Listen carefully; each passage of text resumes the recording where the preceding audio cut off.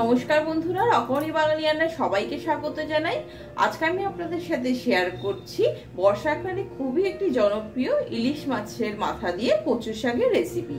তো কি করে খুব কম সময়ে চটজলদি ইলিশ মাছের মাথা দিয়ে কম উপকরণ দিয়ে কচু শাকটা বানিয়ে নেবে, সেটাই আজকে আপনাদের সাথে শেয়ার করছি। তো আসুন বন্ধুরা, স্কিপ না করে পুরো ভিডিওটা দেখতে থাকুন। এরকম টেস্টি কচু শাক চটজলদি আপনারাও বানিয়ে নিন। তো আসুন শুরু করা যাক। আজকে বাজার থেকে বেশ ভালো একটা মিডিয়াম সাইজের ইলিশ মাছ কেনা হয়েছিল, তো তার মাথাটা দিয়ে করব।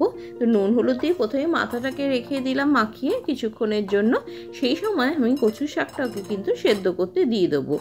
এই মাথাটাও মধ্যে নুন হলুদ মাখিয়ে এটা কচু শাকটা সেদ্ধ করতে দিচ্ছি। তো জলের মধ্যে একটু দিয়ে দিলাম 1/2 চামচ পরিমাণ নুন।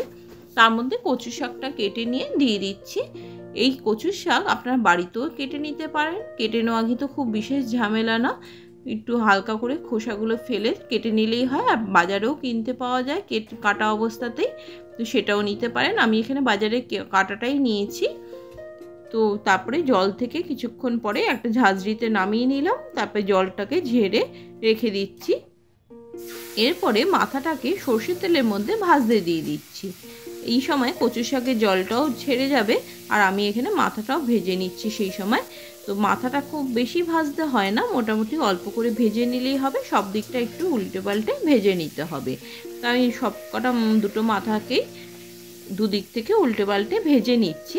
দেখুন ভাজাটা মোটামুটি হয়েছে। তো এবার আমি তুলে নিচ্ছি।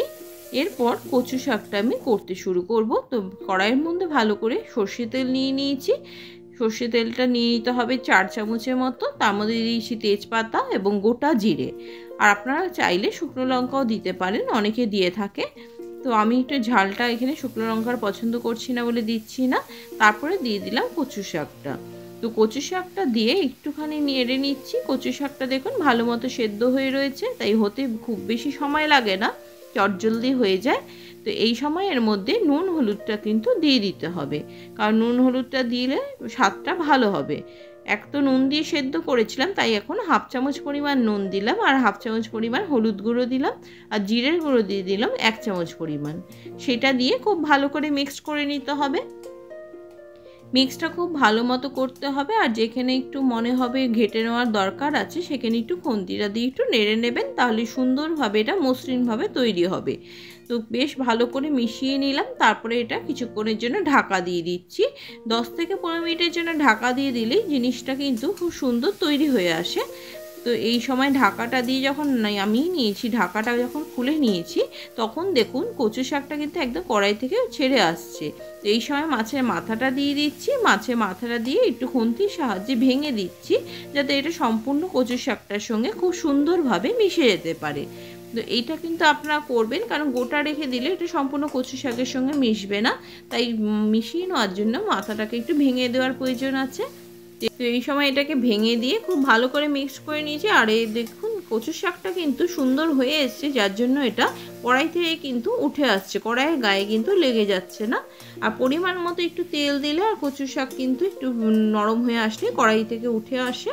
তো এই অবস্থায় মাথাটা দিয়ে কিছুক্ষণের জন্য আবার ঢাকা দিয়ে দিচ্ছি। মিনিট 5 মধ্যেই হয়ে যাবে। 5 মিনিট পরে ঢাকা খুলে দিয়ে দিচ্ছি কাঁচা লঙ্কা। আপনারা যারা একটু চিনি পছন্দ করেন চিনি দিতে পারেন, আমি একটু রান্নাটায় চিনি কম দিই, তো সেই কারণে দিচ্ছি না। তো বন্ধুরা, ট্র্যাডিশনাল বাঙালি রান্না ইলিশ মাছের মাথা দিয়ে কচু শাক একদম রেডি। তো রেসিপিটা আপনাদের কেমন লাগলো অবশ্যই কমেন্টস করে জানাবেন। নতুন বন্ধুদের কাছে অনুরোধ রইল চ্যানেলটিকে সাবস্ক্রাইব করে নিতে এবং পাশে থাকা বেল আইকনটিতে অল প্রেস করে রাখতে, যাতে সমস্ত রেসিপির আপডেট আপনারা আগে পেতে পারেন। পুরনো বন্ধুদের অসংখ্য ধন্যবাদ সঙ্গে থাকার জন্য। সুস্থ থাকবেন, ভালো থাকবেন, রকমারি বাঙালি রান্নার সাথে অবশ্যই জুড়ে থাকবেন। আবার চলে আসবে নতুন রেসিপি নিয়ে নতুন কোনো ভিডিওতে। নমস্কার।